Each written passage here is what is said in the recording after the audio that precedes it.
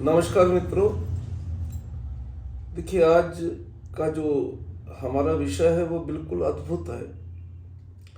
आपने हमारी पहले की वीडियो भी देखी, उसके लिए धन्यवाद। लेकिन आज आप कुछ नया सीखने वाले हैं। वो नया क्या है?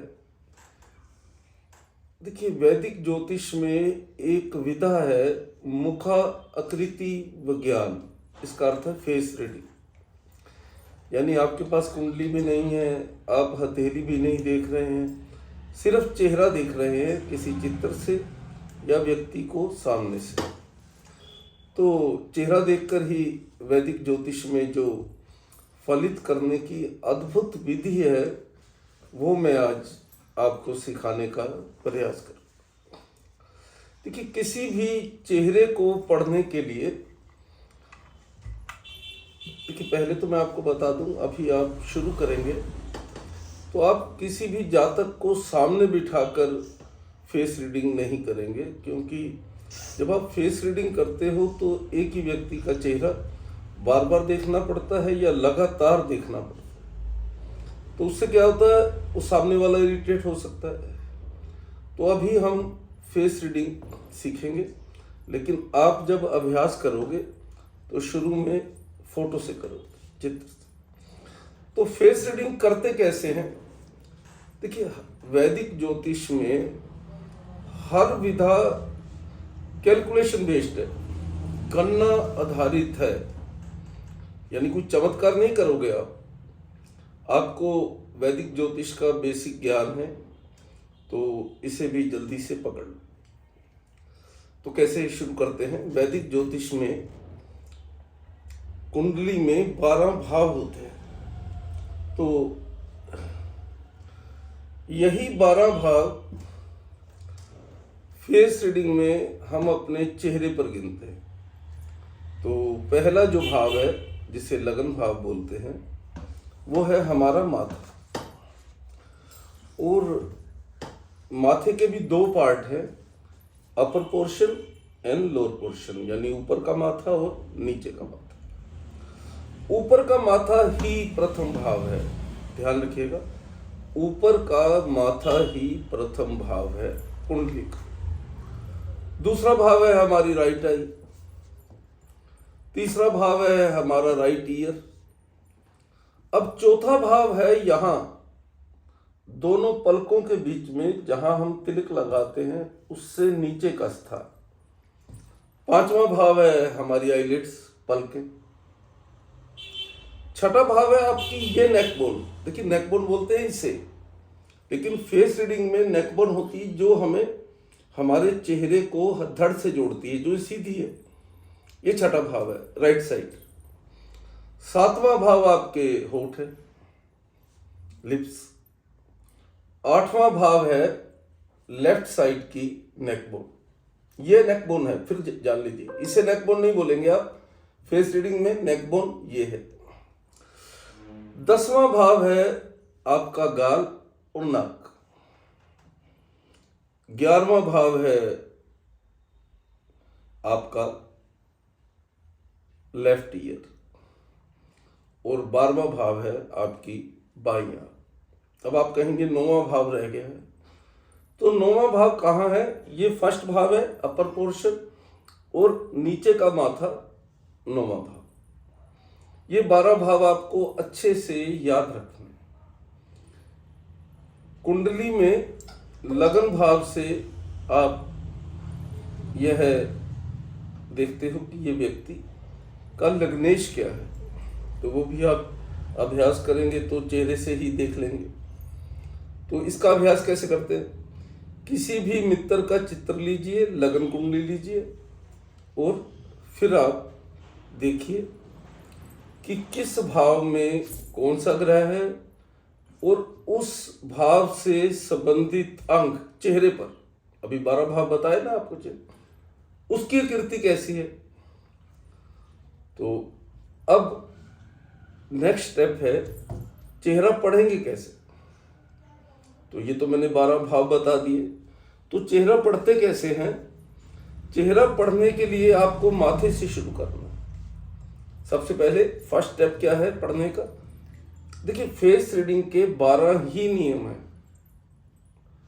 तो पहला नियम हमारा माथा, दूसरा ऐसे नीचे को आना है, अब भाव की तरह नहीं चलना है आपको। उसके बाद हम पढ़ेंगे चौथा भाव, भावों के बीच का स्थान। उसके बाद पढ़ेंगे पलक, पांचवा भाव। उसके बाद पढ़ेंगे आंखें, दूसरा और 12वां भाव। उसके बाद आप आओगे चिक्स पर, गाल पर। उसके बाद हमें पढ़ना है नोज हेड, नाक का आगे का भाग। उसके बाद आप पढ़ोगे होंठ और नाक के बीच का, जहां हमारी मूंछ होती है, वो स्थान। उसके बाद 9 नंबर पर आएगा ऊपर का होंठ। देखिए, होंठ को 2 स्टेप में पढ़ना है, ऊपर का होंठ और नीचे का होंठ। उसके बाद पढ़ोगे ठुड्डी और अंत में पढ़ोगे ये गले की हड्डी। मुखाकृति विज्ञान में ये जो 2 स्टेप है ना, इसे बार बार सुनिए, आपको याद हो जाने चाहिए कि भाव किस अंग से संबंधित है और हमें पढ़ना कैसे। अभी मैंने आपको बताया इसके 12 ही नियम हैं। पहला नियम है माथा। माथा क्या है? पहला और 9वां भाव। देखिए, कालपुरुष के शरीर पर आप वैदिक ज्योतिष जानते हैं, अपने मन में ये रखकर मैं आपको बता रहा हूं। यानी इस विषय को कौन सीखेगा, जल्दी कौन सीखेगा? जिसे वैदिक ज्योतिष का आरंभिक ज्ञान है, जिसे बेसिक नॉलेज है वैदिक ज्योतिष। तो आपको पता है कालपुरुष के शरीर पर सभी 27 नक्षत्र, यहां से आरंभ करके पांव के पंजे तक, यह अश्विनी नक्षत्र है, ये भरणी है, ये पुनर्वसु है, ये पुष्य है, ये अश्लेषा है, ये आर्द्रा है। तो हम स्टेप वाइज पढ़ेंगे। तो पहला स्टेप है आपका माथा। तो माथा 4 तरह का होगा, या तो बहुत अधिक चौड़ा हो जाएगा या चौड़ा होगा। अधिक चौड़ा और चौड़े में क्या फर्क है? अधिक चौड़ा चेहरे की रेशों के आधे भाग के बराबर हो जाता है और चौड़ा एवरेज से थोड़ा ज्यादा। उसके बाद होता है औसत चौड़ा, यानी जो बहुत चौड़ा भी नहीं है और बहुत छोटा भी नहीं। और उसके बाद होता है बिल्कुल छोटा, कम चौड़ा। 4 तरह का माथा फेस रीडिंग में हम पढ़ते हैं। देखिए, माथा कुंडली के पहले और 9वें घर से संबंधित है। अधिक चौड़ा माथा क्या बोलता है? अगर किसी का ये फोरहेड ज्यादा वास्ट है, ज्यादा चौड़ा है, तो उसका बचपन कठिनाई में बीता, लेकिन बुढ़ापा बहुत अच्छा। और अगर माथा चौड़ा है तो अच्छा बचपन, जवानी और बुढ़ापा सब ठीक। और औसत चौड़े का अर्थ है अच्छा बचपन, अवस्था, युवावस्था और अच्छा बुढ़ापा, लेकिन स्ट्रगल के बाद। यानी इन लोगों को अपनी यूथ में, जब इनके जीवन का जिसे बोलते हैं ना स्टेबिलिटी बन रही है, उस समय ज्यादा संघर्ष करना पड़ता है। कम चौड़ा का अर्थ होता है कि ये व्यक्ति सौभाग्यशाली नहीं है।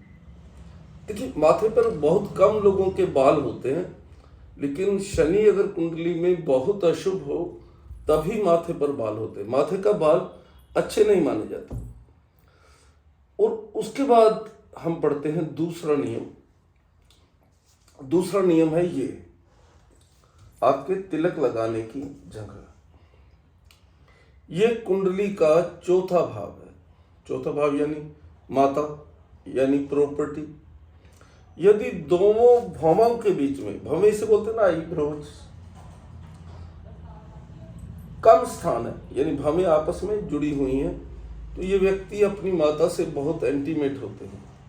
इनका अपनी माता से बहुत अच्छे वाला संबंध होता है। और यदि यही भौमें दूर हैं तो माता के पक्ष में नेगेटिविटी बताता है। आप कह सकते हैं महिलाएं आईब्रोज बना लेती हैं या आईब्रोज को ब्यूटी पार्लर के पास जाकर शेप दे आती हैं। तो इसी चेहरे को अगर आप जूम करके फोटो में देखेंगे तो बाल, छोटे छोटे बाल यहाँ नजर आएंगे। तो आपको इससे गैस हो जाएगा कि ये भौहें आपस में जुड़ी हैं या नहीं जुड़ी। तीसरा नियम है पलकें। देखिए, पलक पड़ते समय बहुत ध्यान रखना है। पलक हमारा पांचवा भाव, तो पांचवा भाव वैदिक ज्योतिष जो लोग जानते हैं उन्हें पता है, पांचवा भाव जुड़ा है संतान पक्ष से, हमारी एजुकेशन से। तो इसमें जो विशेष विचार करते हैं वो विचार होता है पलक का साइज। अब साइज पढ़ते समय थोड़ा ध्यान रखना है। कुछ लोगों की आंखें अंदर को धंसी हुई होती हैं, लेकिन उनकी पलक का साइज बड़ा होता है। तो अगर पलक छोटी है तो पिकअप अच्छी नहीं है, एजुकेशन अच्छी नहीं है, पुत्र संतान भी नहीं है, जीवन में शिक्षा एवरेज से कम है। और अगर पलक का साइज अच्छा है, देखने में सुंदर है, तो उसे पुत्र संतान भी है, उसके पास अच्छी डिग्री भी है। अब चौथा नियम, यानी चौथा स्टेप है, ये नियम नहीं, नियम बोल दीजिए आप, चौथा स्टेप है।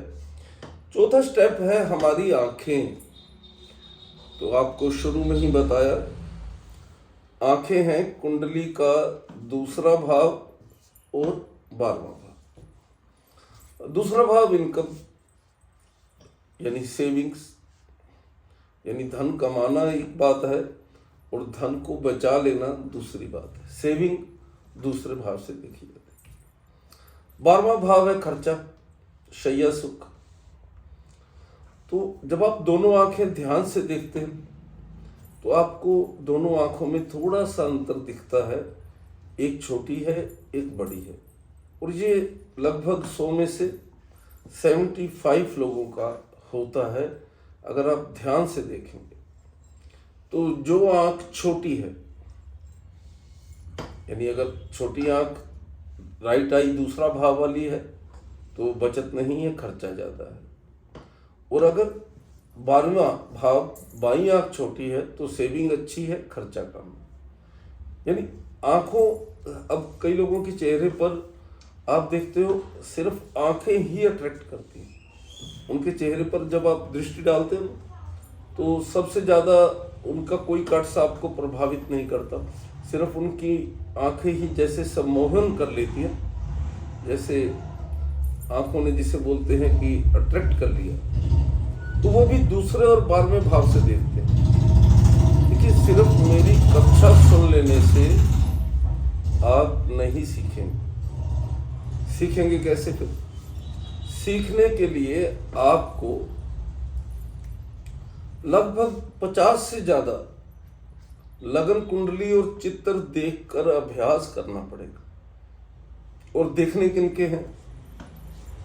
जिनके बारे में आप जानते हैं, जिनके बारे में आपको जानकारी है, उन्हीं का लगन कुंडली और फोटो देखोगे तभी तो आप कहोगे कि ये जो मैं पढ़ रहा हूं ये ठीक है। पलक को ध्यान से पढ़ना। देखो, अभ्यास अभी अब 5वें स्टेप पर है। मैं अभी 5वां स्टेप से पहले आपको इसके अभ्यास का ढंग बता दूं। कैसे अभ्यास करोगे? लगन कुंडली, आप वैदिक ज्योतिष जानते हो तभी इसे सीख पाओगे। लगन कुंडली से कुछ रिजल्ट कागज पर लिखे जो आपको, और फिर वही रिजल्ट चेहरे से मिला है तो आपकी पकड़ बन जाएगी। 5वां भाव यानी 5वां नियम, अब इसे थोड़ा ध्यान से पढ़ेंगे। 5वां नियम है हमारे नाक व गाल। इसको 10वां भाव बोला ना, कैरियर का भाव बोला। जीवन में जब कोई व्यक्ति स्टेबल हो जाता है, जब उसका सोर्स ऑफ इनकम स्टेबल हो जाता है, वो अपने खर्चों से ज़्यादा कमाने लग जाता है, तो सबसे पहले अगर उसके गाल पिचके हैं तो भर जाते हैं। देखा आपने? ये 10वां भाव है। और ये जो नोज हेड है, ये आपका अहंकार दिखाता है। आपका स्वार्थ दिखाता है। अगर ये नोज हेड बहुत ज्यादा ऊपर को है, नोज हेड नाक का अगर भाग बहुत ज्यादा ऊपर को है, तो आप में अहंकार ज्यादा है, आप स्वार्थी भी हैं। और अगर ये थोड़ा सा होठ की तरफ झुका हुआ प्रतीत हो, तो ये व्यक्ति नरम है, ये दूसरों के लिए भी सोचता है। क्योंकि अहंकार कहां से देखोगे, ईगो कहां से देखोगे, ईगो नाक से देखोगे। ये पुनर्वसु नक्षत्र है, गुरु का नक्षत्र है। तो पुनर्वसु नक्षत्र का स्वामी गुरु है, तो कुंडली में गुरु का स्थान कहां से देखोगे, नाक से। अब कोई व्यक्ति कैसा कमाता है, कम कमाता है, थोड़ा कमाता है, तो ये हम कैरियर हाउस से देखते हैं। गाल पर अगर दाग धब्बे नहीं हैं, गाल अगर साफ हैं, तो व्यक्ति का कैरियर ठीक है, स्टेबल है, अपने लिए जितनी उसे जरूरत है वो कमा लेता है। देखिए, महिलाओं के लिए और पुरुषों के लिए, दोनों के लिए गालों से संबंधित एक बात आपको मैं बताना चाहता हूं।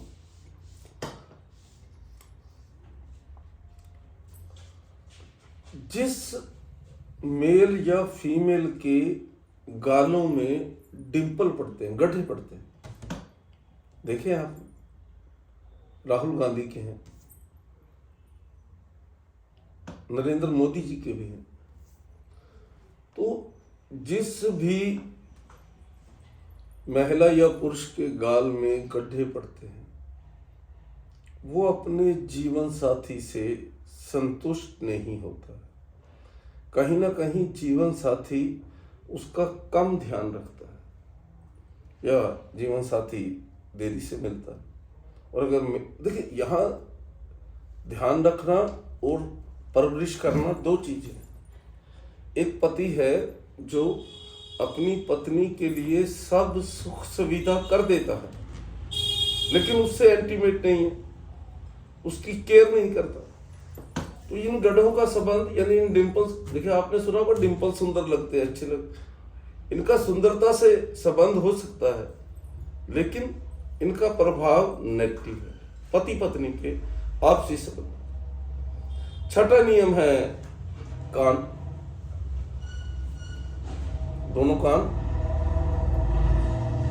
कैसे पड़ेंगे, तीसरे और 11वें भाव से। तीसरा भाव आपका पराक्रम है और 11वां भाव आपका सोर्स ऑफ इनकम है। और हमारे कंधे राइट तीसरा भाव और 11वां छठा भाव, सॉरी, दायां कंधा तीसरा भाव और लेफ्ट शोल्डर 11वां भाव। तो कोई व्यक्ति शानदार ढंग से रहता है, शानदार ढंग से चलता है, शाना बोलते हैं ना इसको, कंधे को शाना बोलते हैं, शाना मतलब कंधा, उर्दू का शब्द। तो जो शानदार ढंग से चलता है, जिसके चाल में एक रॉयल्टी दिखती है, शाहीपन दिखता है, उनका तीसरा और 11वां भाव अच्छा होगा। कई बार कोई ऐसे झुका हुए कंधे होते हैं, या नीचे को कंधे करके चलता है, या हर समय दब्बू बना रहे, तो उसका तीसरा यानी पराक्रम, 11वां यानी इनकम, दोनों भाव डिस्टर्ब है। बहुत ध्यान से फेस रीडिंग करते हैं। इसका प्रेडिक्शन करते समय बिल्कुल जल्दी नहीं करनी, आराम से अभी आप अभ्यास कीजिए चित्र से ही। उसके बाद जब आप स्वयं सिर्फ चेहरे से अभ्यास करोगे, या सामने कोई आपके बैठा है उसे बताओगे, भैया तेरा लगन ये है, आपके चेहरे पर शुक्र का प्रभाव दिख रहा है, तो वो हैरान हो जाता है। और ऐसा ही भाव उसे होता है जब आप चेहरा देखकर ही बता देते हो बहुत सारी बातें भी। आपका माता से भाई आपके विचार नहीं मिलते, आपके युवावस्था में बहुत संघर्ष रहा है, ये इतनी सारी बातें जब आप फेस देखकर बता देते हो तो हैरानी होती है। लेकिन प्रेडिक्शन शुरू करना, इसमें जल्दी नहीं करना। आप फोटो लो, कुंडली लो, कुंडली और फोटो मैच करो, आपके दोनों प्रेडिक्शन जब मिलने लग जाए, फिर आप सीधा चेहरे से प्रेडिक्शन कर सकते हैं। उसके बाद है कान हो गए हैं, कंधा, यानी कान और कंधे अगर बहुत बड़े हैं तो फाइनेंस अच्छा है, मीडियम है तो मीडियम है, और छोटे हैं तो दरिद्रता है, गरीबी है। अब यहाँ क्या है, कुछ लोग कह सकते हैं नहीं भैया, मैंने देखा है मेरे एक मित्र के कान तो छोटे हैं लेकिन उसके पास पैसा बहुत है, या आप कह सकते हैं मेरे एक मित्र के कान बहुत बड़े हैं लेकिन वो गरीब है। तो कहीं कहीं ये पॉसिबल हो सकता है, लेकिन उसके लिए और ग्रह जिम्मेवार है। फिर आप कुंडली से ध्यान से मैच कीजिए, कहीं कान की आकृति में, कहीं कंधों की बनावट में, कहीं ना कहीं अशुभ है। और देखिए, अगर किसी के कान चेहरे की एवरेज में सुंदर लगते हैं, यानी कोई व्यक्ति का आप चेहरा देखते हैं तो उसके कान अलग नहीं लगते, यानी कान चेहरे का एवरेज में है। जैसे अगर चेहरे के दूसरे अंग छोटे हैं तो कान भी छोटे हैं, और अगर दूसरे अंग बड़े हैं तो कान भी बड़े हैं। तो ये हमें चेहरे के अनुपात से देखना है। जब चेहरे के औसत से कान छोटे प्रतीत हों या चेहरे की औसत से कान बड़े प्रतीत हों, तब ये शुभ या अशुभ कहें। देखो, कानों का संबंध बृहस्पति से है। उसके बाद आ जाता है जी, अच्छा ये जो मैं अब बोलने लगा हूं ना, ये बहुत इम्पोर्टेंट है। ये नाक का अगर भाग मैंने आपको बता दिया है। नाक जब आप पढ़ लेते हो तो नाक के बारे में आपको मैं बता दूं कि नाक के अगर भाग से अहंकार दिखाई देता है, लेकिन नाक पर आपको बताया पुनर्वसु नक्षत्र है, तो पुनर्वसु नक्षत्र तो गुरु का है, अहंकार शनि का काम है। तो शनि का कौन सा नक्षत्र है? पुष्य। पुष्य नक्षत्र शनि स्वामी है ना। पुष्य नक्षत्र की स्थिति कालपुरुष के शरीर पर कहाँ है? होठों पर। तो जो ये नाक और होंठ के बीच का भाग है, जहां हमारी मूछें होती है, ये गुरु और शनि की ज्वाइंट प्रॉपर्टी है, ऐसा मान लीजिए। अगर ये बहुत ज्यादा चौड़ा है ना, तो अगर वो पुरुष है तो वो महिलाओं की तरह करेगा, और अगर वो महिला है तो पुरुषों की तरह करेगी, यानी जनाना मर्दाना हो जाएगा और मर्दाना जनाना हो जाएगा, फेमिनियन हो जाएंगे ना। और अगर ये बहुत छोटा है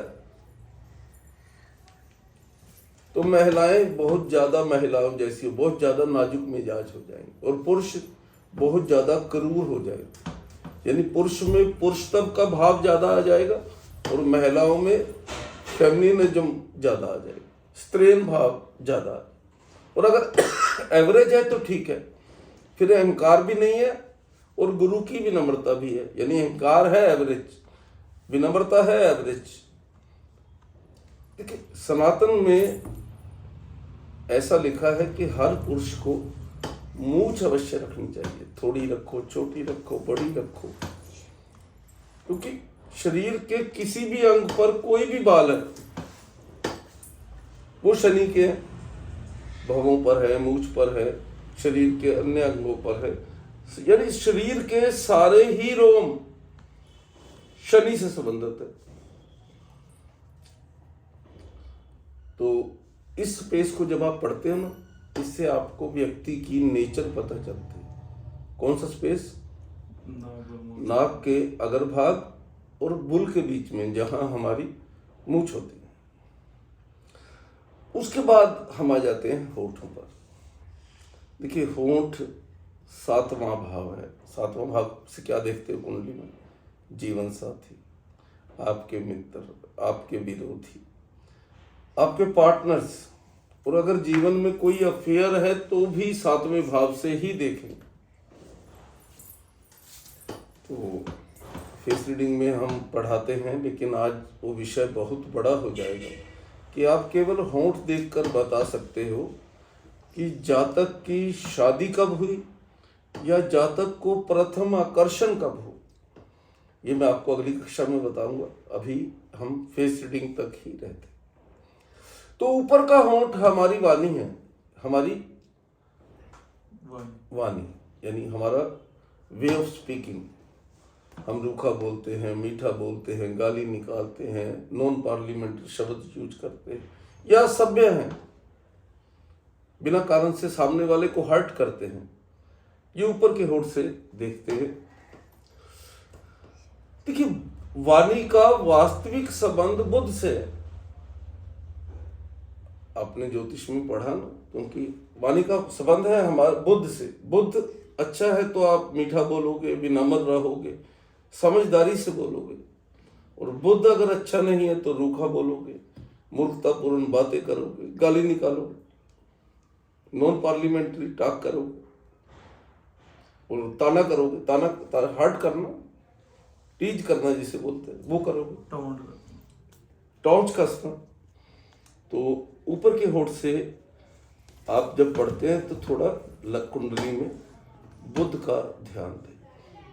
अब आ जाते हैं नीचे का होंठ। वास्तव में ये नीचे का जो होंठ है ना, इससे देखते हैं आपके प्रेम संबंध, शादी, पति, अफेयर। देखिए, 7वें भाव का संबंध तिल विज्ञान में तो हम मानते हैं नाभि से और हमारे अंडर पार्ट से, लेकिन मुखाकृति विज्ञान में इसे सिर्फ होंठ से जोड़ते हैं। तो अब यहाँ पढ़ना क्या है, ध्यान क्या देना है। देखिए, अब जब आप नीचे के होंठ पर आ जाते हैं ना, तो आप अपने देख लीजिए, अपने किसी मित्र के देख लीजिए, अपने किसी परिवारजन के देख लीजिए। नीचे का होंठ ऊपर के होंठ से थोड़ा मोटा होता है। तो अगर ये जरूरत से ज्यादा मोटा है तो शनि ठीक नहीं है, भाषा में मिठास नहीं, पति पत्नी के आपसी संबंध ठीक नहीं, देरी से शादी होगी, या हो सकता है शादी हो और हम इकट्ठा ना रह पाए। और थोड़ा सा हम इस पॉइंट को और क्लियर करता हूं। आपको होंठ का संबंध पत्नी से तो रखना ही है, फ्रेंड से, विरोधी से, अफेयर से भी रखना, लेकिन होंठ काल पुरुष के शरीर पर पुष्य नक्षत्र है। पुष्य नक्षत्र का स्वामी शनि है। अब कुंडली में शनि की स्थिति से आपको देखना है कि होंठों का आकार कैसा है। सुंदर है, देखने में सुंदर लगता है, बहुत बड़ा है या बहुत छोटा रह गया है। ये सारा संबंध शनि से है। इसका नियम नहीं है, ये आप अभ्यास से सीखोगे। इसके बाद हम पढ़ेंगे। देखिए, अब ये जो हम पढ़ रहे हैं ना, यहां से होंठों का आकार कुंडली में 7वें भाव से बनता है। 7वें भाव में स्थित ग्रह, 7वें पर जिन ग्रहों की दृष्टि है या जो 7वें भाव का स्वामी है।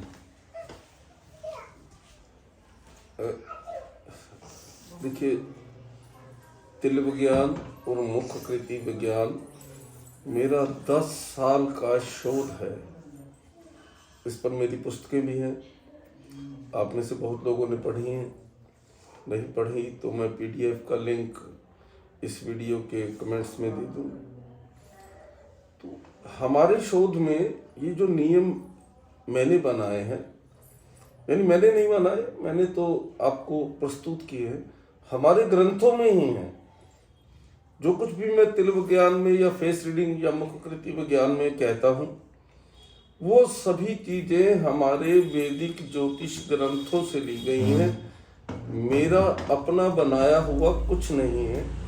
मैंने सिर्फ इसे तरतीब से, कर्म से करके आपको प्रस्तुत कर दिया। आप सीख जाए, अच्छी बात है। लेकिन सीखेंगे अभ्यास से, मेरे कहने से नहीं सीखेंगे। उसके बाद हम आ जाते हैं जी, ये 11वां नियम आ गया है। 11वां नियम है आपका चिन्ह, ठोडी।